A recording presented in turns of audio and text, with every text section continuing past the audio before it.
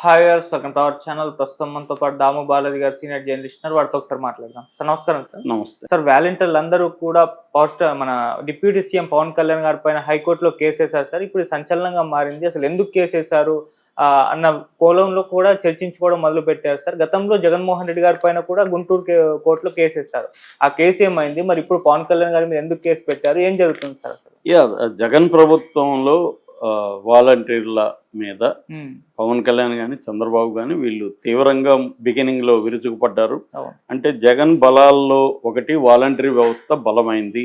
జగన్ కి ప్రజలకు మధ్య వాలంటరీ వ్యవస్థ అనేది చాలా స్ట్రాంగ్గా ఉంది.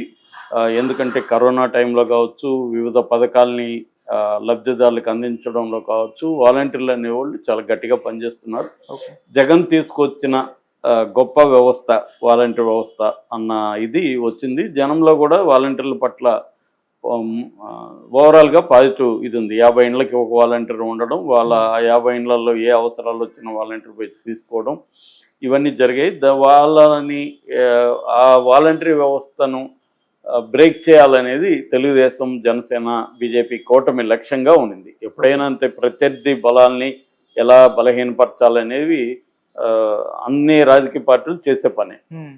అలాగా జగన్ బలం ఏవైతే ఉన్నాయో బలాలు వాటినన్నింటినీ దెబ్బ కొట్టాలనే వ్యూహంలో భాగంగా వాలంటరీ వ్యవస్థను చంద్రబాబు కూడా వీళ్ళు వాలంటీర్లు చేసే పని ఏంది, ఆడవాళ్ళు మగవాళ్ళు లేని టైంలో పోయి తలుపులు తడతారు, వీళ్ళేమో గోను సంచులు మోసే ఉద్యోగమా, ఇలాంటివి ఆయన కామెంట్లు చేసినాడు.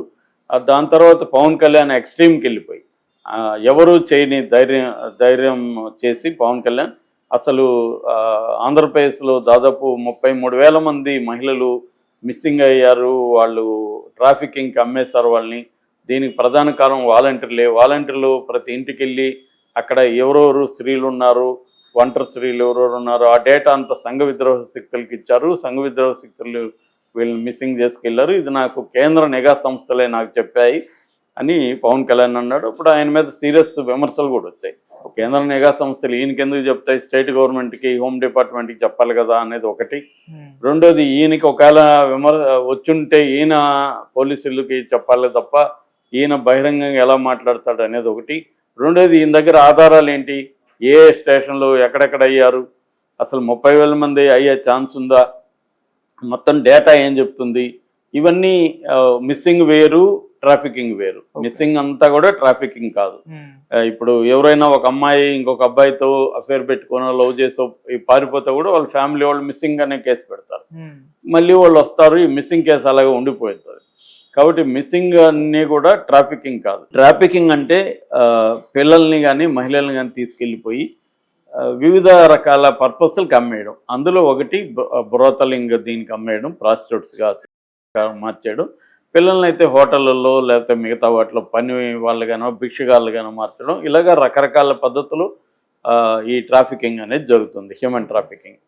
సో పవన్ కళ్యాణ్ అది ఒక తేనె తుట్టెను కదిపినట్టు అయింది. దాంతో రాష్ట్ర వ్యాప్తంగా వాలంటీర్లు విధుల్లోకి వచ్చారు. దాని తర్వాత తమ తప్పు తెలుసుకొని పవన్ కళ్యాణ్ కానీ చంద్రబాబు కానీ మేము అలా అనలేదు ఇలా అనలేదు అని సర్దుకున్నారు. దాని తర్వాత చంద్రబాబు ఇంకా ఒక మాస్టర్ స్ట్రోక్తో మేము జగన్ మీకు అన్యాయం చేస్తున్నాడు, మీ దగ్గర సేవలు తీసుకొని 5,000 ఇస్తున్నాడు, మేము వస్తే 10,000 ఇస్తాము అనేది ఆయన అనౌన్స్ చేశాడు. దాంతో వాలంటీర్లలో మంచిది వచ్చింది. అయితే జగన్ తరఫున కొంతమంది రిజైన్ కూడా, ఒక 90,000 మందికి పైన రిజైన్ కూడా చేశారు. కొంతమందిని జగనే కూడా రిజైన్ చేయించాడని కూడా అంటారు. మేము వస్తే మీకు ఇంకా పర్మనెంట్ చేస్తాం ఏదో చెప్పి. సో ఏదేమైనా వాలంటీర్లని బలాన్ని అయితే పవన్ కళ్యాణ్, చంద్రబాబు దెబ్బ కొట్టగలిగారు. అందుకని ఎన్నికల్లో వాలంటీర్ వ్యవస్థ అనేది పనిచేయలేదు. పైగా జగన్ వేరే వ్యవస్థ కూడా జగన్ డెవలప్ చేయలే, వాలంటీర్లనే నమ్ముకొని కూర్చున్నాడు. దాన్ని దెబ్బ కొట్టేశారు వీళ్ళు.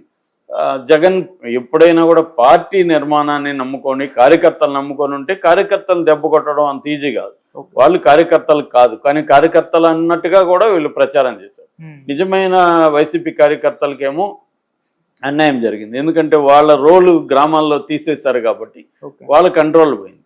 కంట్రోల్ ఉన్నది ఎవరు, వాలంటీర్లేమో ఈయన దెబ్బ కొట్టగలిగారు చంద్రబాబు, పవన్ కళ్యాణ్. దాంతో వాలంటీర్ వ్యవస్థ జగన్కి ఉపయోగపడలేదు. పోనీ ఆ తర్వాత అన్న చంద్రబాబు ఈ విషయంలో మాట నిలుపుకున్నా అంటే ఇప్పటికి 6 నెలలు అయిపోయింది. ఇప్పటి వరకు వాలంటీర్లకి తను ఇస్తానన్న 10,000 ఇవ్వలేదు. జగన్ ఇచ్చిన 5,000 లేదు. అసలు వాళ్ళకి ఉద్యోగాలే లేవు. అంటే అసలు మీరు లీగల్గా మిమ్మల్ని ఆల్రెడీ జగనే రద్దు చేసిస్తాడు. అది ఒప్పందం 1990 నుంచి 2024 వరకే ఉండింది, అయిపోయింది అక్కడ. సో మిమ్మల్ని మళ్ళీ నేను తీసుకోలేననేది వీళ్ళు ఫస్ట్ నాంచారు, ఫస్ట్ ఏవో చెప్పారు, మెల్లమెల్లగా చేతులు ఎత్తేస్తారు. ఇప్పుడు వాలంటీర్లు రాష్ట్ర వ్యాప్తంగా ఆందోళన చేస్తున్నారు, ఆవేదన వ్యక్తం చేస్తున్నారు, మేము మోసపోయాము అని చెప్తున్నారు. కానీ వాళ్ళకైతే చంద్రబాబు ఇచ్చే పరిస్థితులు ఆల్రెడీ పెన్షన్ 6 నెలల్లో వాలంటీర్ లేకుండా పెన్షన్ ఇవ్వచ్చు అనేది సచివాలయ ఉద్యోగుల్ని పెట్టుకొని చేసేసుకున్నారు.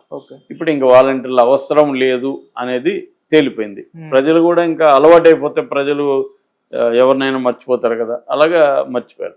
ఇప్పుడు ఏమైంది, జడ శ్రవణ్ కుమార్ అనే అడ్వకేటు గతంలో తెలుగుదేశానికి అనుకూలంగా ఉండే వ్యక్తి ఆయన. ఆ తర్వాత ఎన్నికల ముందు మరి ఎందుకు మారాడు, ఆయనకి సీట్ ఇవ్వలేదా లేకపోతే ఇంకోటి తెలియదు, కానీ ఆయన తెలుగుదేశానికి యాంటీగా మారాడు. మారిన తర్వాత ఇప్పుడు ఈ మధ్యలో ఏం జరిగింది, గతంలో ఒక జీవో కూడా జారీ చేసింది ఆంధ్రప్రదేశ్ జగన్ ప్రభుత్వం. పవన్ కళ్యాణ్కి వ్యతిరేకంగా కేసు పెట్టడానికి ఒక జీవో కూడా చేసింది. అప్పుడు పీపీ కూడా గుంటూరు అడిషనల్ డిస్ట్రిక్ట్ కోర్టులో పిటిషన్ వేశాడు పవన్ కళ్యాణ్కి వ్యతిరేకంగా. ఆ కోర్టు సమన్లు కూడా జారీ చేసింది. అట్లాగే 2 మహిళా వాలంటీర్లు మా వల్లనే ఇలాగా మహిళలు మిస్సింగ్ అంటున్నాడు, ఇది ఆయన దగ్గర ఏమీ ఆధారాలు లేకుండా మమ్మల్ని బదనాం చేస్తున్నాడు, ప్రజలను మా పట్ల వ్యతిరేకత పెంచుతున్నాడని కోర్టులో కేసు వేశారు. అయితే ఇప్పుడు కూటమి ప్రభుత్వం వచ్చినాక ఆ కేసుని విత్డ్రా చేసుకున్నది. సో దీని మీద ఇప్పుడు జడ శ్రవణ్ కుమార్ ఆధ్వర్యంలో మహిళలు క్రిమినల్ రివిజన్ పిటిషన్ అంటారు దీన్ని. అంటే కేసు అలా విత్డ్రా చేసుకోవడానికి వీల్లేదు, అది సుప్రీంకోర్టు జడ్జిమెంట్కి వ్యతిరేకం. సుప్రీంకోర్టు జడ్జిమెంట్లు చాలా ఉన్నాయి కాబట్టి ఈ విత్డ్రా చేసుకోవడానికి వీల్లేదు అనేది ఒకటి. రెండవది, విత్డ్రా చేయాలంటే ప్రజాప్రాతినిధ్య చట్టం కింద ప్రజాప్రతినిధి court, peoples representative court Vijayawada, అది చేయాలి తప్ప ఈ కోర్టు పరిధిలో లేదది. ఈ కోర్టులో రద్దు పిటిషన్ అనేది వేయకూడదు, కాబట్టి ఇది చెల్లదు అని కూడా ఈయన వాదిస్తున్నాడు. అది ఇప్పుడు ఈరోజు విచారణకు వచ్చే అవకాశం కనిపిస్తుంది.